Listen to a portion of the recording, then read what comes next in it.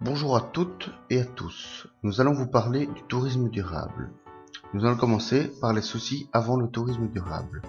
Entre 1990 et 2000, le tourisme à destination des hotspots, ce sont les zones de forte biodiversité, a doublé car les touristes cherchent des vacances dans des lieux à biodiversité variée, comme les îles à l'écosystème fragile, telles que les îles Maldives, Zanzibar ou les Caraïbes. C'est l'afflux touristique qui met en danger et détruit ces écosystèmes. L'augmentation de la fréquentation de ces destinations provoque un bouleversement dû à la construction des structures touristiques, mais aussi dû aux différents transports de touristes qui ne cessent d'augmenter.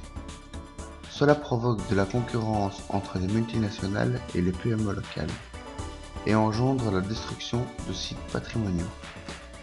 S'ensuivent les problèmes de la gestion des ressources naturelles et des déchets. En 1979, la CNUEH, Conférence des Nations Unies sur l'environnement humain, introduit pour la première fois des questions écologiques dans l'agenda mondial. En 1987, la CMED, Commission mondiale pour l'environnement et le développement, introduit le terme de développement durable. En 1992, lors du sommet de la Terre à Rio de Janeiro, on peut observer une progression du concept des droits et des responsabilités au niveau national et international dans le domaine de l'environnement. En 1998, la Charte européenne du tourisme durable publie une charte engageant les signataires à mettre tout en œuvre pour créer une stratégie afin d'aider le tourisme durable. Le tourisme durable repose sur trois fondements: économique, environnemental et social.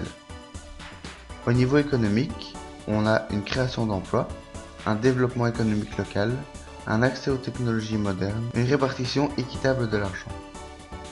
Les touristes préfèrent acheter des produits aux multinationales car ils leur font plus confiance qu'aux PME locales.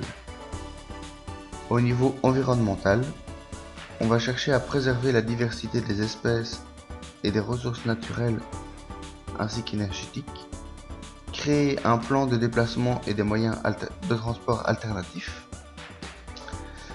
Les gens ne vont pas se soucier des effets négatifs de leur voyage sur l'environnement.